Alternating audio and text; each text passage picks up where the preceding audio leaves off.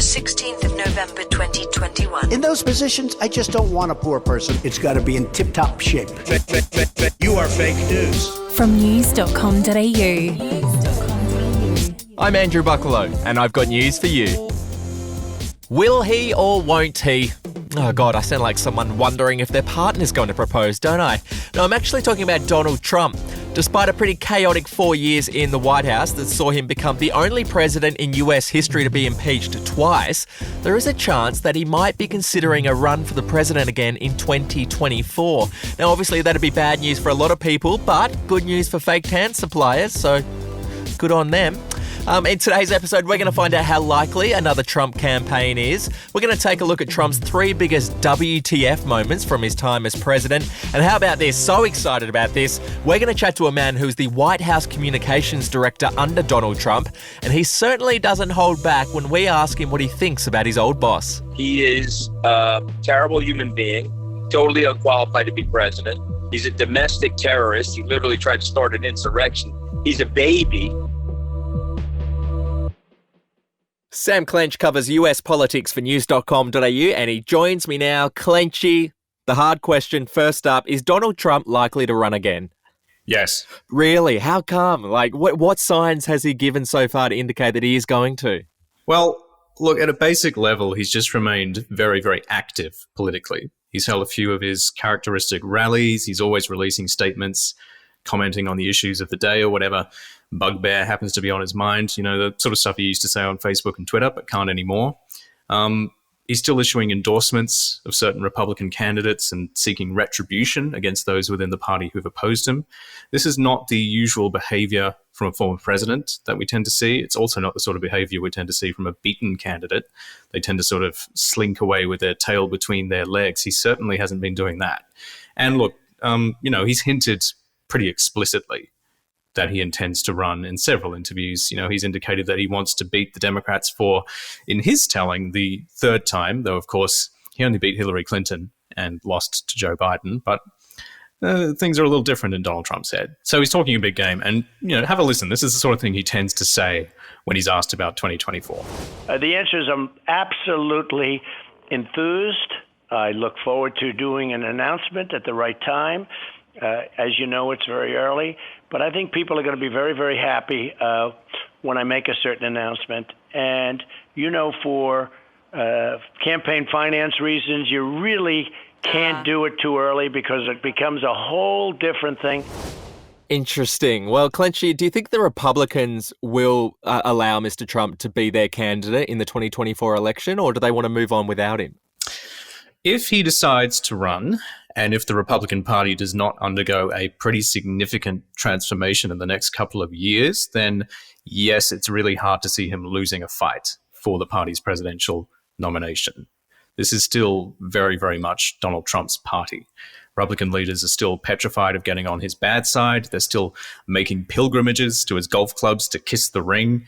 Anyone who's against him in the party, think of someone like Liz Cheney in recent months, is essentially excommunicated and becomes an enemy of his base. And, you know, there's the usual caveat about polling accuracy and whatnot, but the polling we do have regarding 2024 shows us Trump would win the nomination by something of a landslide. So that's where we're at the moment. Kissing Donald Trump's ring. Well, that's a visual I won't get out of my head anytime soon. If he does get the Republican nomination, what do you think his chances of re-election would be? He certainly would have a chance. You know, Joe Biden's approval ratings are very much in the toilet at the moment. He's actually hovering around the same level Trump was throughout most of his presidency, and that's not a good place to be, generally speaking. Next year, we have the midterm elections, which will decide control of Congress. Traditionally, the president's party doesn't do very well in those midterms, and at the moment, the Republicans are way, way, way ahead in the polls, very much on track to sweep the House and the Senate, and that would largely neuter Biden's agenda for the rest of his term. We should also note, right, Biden's no spring chicken. There's every chance that he's not the candidate in 2024 for the Democrats, which would mean probably Vice President Kamala Harris would be the frontrunner to be their candidate. And she's even more unpopular than Joe Biden at the moment. So they're not in a great place. The flip side of this, though, is Trump's own unpopularity. Back at the start of this year, during his impeachment trial, a solid majority of Americans said they didn't want to even see him run again, that he should actually be barred from running for office. Not a good place to start from, right? And you have to remember, Trump was the first sitting president to lose an election in almost 30 years. He was the first president to oversee his party losing both houses of Congress since the bloody 1930s. Even when he beat Clinton, he lost the popular vote. So this guy's electoral record isn't exactly strong to begin with. And if he's a candidate in the next general election, Trump is of course going to have to deal with his behavior after the last one. The Democrats can spend the whole campaign saying, look, last time this guy ran, he tried to overturn the will of the people. And that's a danger to our democracy. That can be the line that they run. It might be effective. Now, Clenchy, this might be a stupid question, but isn't Donald Trump being investigated by a number of grand juries at the moment? And if he does get convicted by any of those, would that rule out any chance of him running again in 2024? You're not wrong. He's under investigation in a couple of different jurisdictions at the moment. There's a criminal investigation into the Trump Organization in New York. Prosecutors are examining whether Trump's business engaged in illegal actions to avoid taxes, among other things, including various forms of fraud. The Manhattan District Attorney's Office has actually gained access to Trump's personal finances as well, which is something that he fought very hard against. In Georgia, we have the Fulton County District Attorney's Office investigating alleged criminal election interference from Trump. You might recall that he phoned the state's senior election officials after the 2020 election and pressured them to, quote, find enough votes to overturn his loss to Biden in that state. So yeah, look, Trump has a few legal problems on the burner at the moment. But to answer your question more directly, yes, he can absolutely still run. Nothing in the US Constitution prevents someone convicted of a criminal offense from running for the presidency. There's also no guarantee that Trump will even face criminal charges at this point. The only way he could have been barred from running was with a conviction in either his impeachment trials when he was president. And he was acquitted in both of them. So he's free to run. Anthony Scaramucci was a New York-based financier before Donald Trump invited him to join his administration in 2017. And the president has also appointed Anthony Scaramucci as communications director. I think we're doing an amazing job. The president himself is always going to be the president. I was in the Oval Office with him earlier today, and we were talking about letting him be himself, letting him express his full identity. I think he's got some of the best political instincts in the world, and perhaps in history. Scaramucci made his presence known in the White House immediately. He did an interview in which he called Donald Trump's chief of staff a fucking paranoid schizophrenic, and he also threatened to fire the White House communications team if they leaked stories to the press. So if you guys want to keep leaking, why don't you guys all get together and make a decision as a team that you're going to stop leaking. But if you're going to keep leaking, I'm going to fire everybody. It's just very binary. His colourful comments didn't go down well with the president or his West Wing colleagues, and after less than 2 weeks, Anthony Scaramucci got the sack. In the past few minutes, it's been reported that Donald Trump has fired his new Director of Communications, Anthony Scaramucci, after just 11 days in the job. Despite his embarrassing exit from the White House, Scaramucci remained loyal to the president for a couple of years, but the pair fell out in 2019 when Scaramucci turned on Trump for criticising several congresswomen of colour. Trump hit back by calling him a dope and said he was just another disgruntled former employee who got fired for gross incompetence. The president also attacked Scaramucci's wife on Twitter. I caught up with the former White House communications director for a chat about his turbulent tenure in the Trump administration. What is Donald Trump really like behind closed doors? Well, I mean, there's a lot of different facets to his personality. You know, when he's not stressed and he's unplugged, and we're talking about 15 years ago, he was actually like a jocular fun guy. When he was on the campaign and didn't think he was going to win the presidency, you know, there was some good humor and lots of jocularity. When he won the job, to the shock and dismay of him and others, I think it became very stressful for him. I think what happened to him, he got the job, he was ill-suited for the job, he got very stressed out by the job, then all of his insecurities came out, and then he became like a complete raving fucking lunatic, you know, insecure, and I think it led to him, you know, literally annihilating people, myself included, but then also mishandling things like the COVID-19 pandemic. So, you know, it was just an example of somebody getting a job that they were completely and totally ill-suited for. Had he stayed in the entertainment business, to be fair to him, he was an asshole and a bit of a buffoon, but he was a funny asshole. Do you follow what I'm saying? I'm with you. He just was way over his head in a job like that. We've heard stories from other White House staffers in the past say that Mr. Trump struggled to concentrate in meetings. He couldn't get his head around complex issues. Was that your experience? Well, yeah, no, it was obviously all of that, but it was a little bit weirder than that. So let's say you walked in, Andrew, and you were a genius on the epidemiology. Well, he would have to try to prove to you that he was smarter than you. Let's say a general walked in, had 35, 40 years of military experience. Well, I'm smarter than all the generals. You know what I mean? I think it's because, like with Stormy, when I was on the Bill Maher show and Stormy told me he had a very tiny pee-pee, I was like, God explains everything. The poor guy is just like so insecure. No, Donald Trump has heard 4 words that no man can survive. Is it in yet? Is it in yet, Donald? Okay, and there's no way you can survive that. That's obviously happened to him in his life. That's why he's so insecure, Have you spoken to him since you were fired? I haven't spoken to him, no. One of his cutouts reached out to me to see if I was willing to speak to him. And I was like, yeah, I'm like willing to speak to him, but he's got to apologize to my wife. I mean, I'm not Ted Cruz. You don't attack. After I helped you on your campaign, you fired me, and I tried to be loyal to you. You attacked my wife on Twitter because of something I said. Who the hell does that? I mean, you don't know me, but I'm somewhat Australian. Like I'm a like I don't give a shit Australian. So gonna listen. You're gonna go after my wife. We're gonna go to war together. And if he apologized to my wife, I would sit down with him. I don't care. I don't hold grudges. General Kelly and I have become very, very close friends. We travel the country together, doing public speeches and stuff. I have no grudges, but this guy can never be president again, right? We have to work super hard to make sure that doesn't happen, Well, do you think he's definitely going to run again in 2024? I doubt it. I don't see the path for him to run. 2/3 of the Republicans don't want him to. I think they're still afraid of him, but I don't see him running again. I mean, we'll see. If he runs again, then I gotta get back out there. I gotta go out, I fight every step of the way to try to stop him. He is a terrible human being, totally unqualified to be president. He's a domestic terrorist. He literally tried to start an insurrection. He's a baby.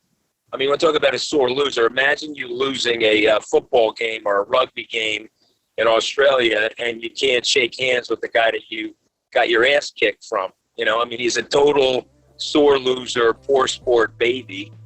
To me, we got to fight him every step of the way. I don't think we'll have to because I think, by that time he'll be shriveling up at age 78.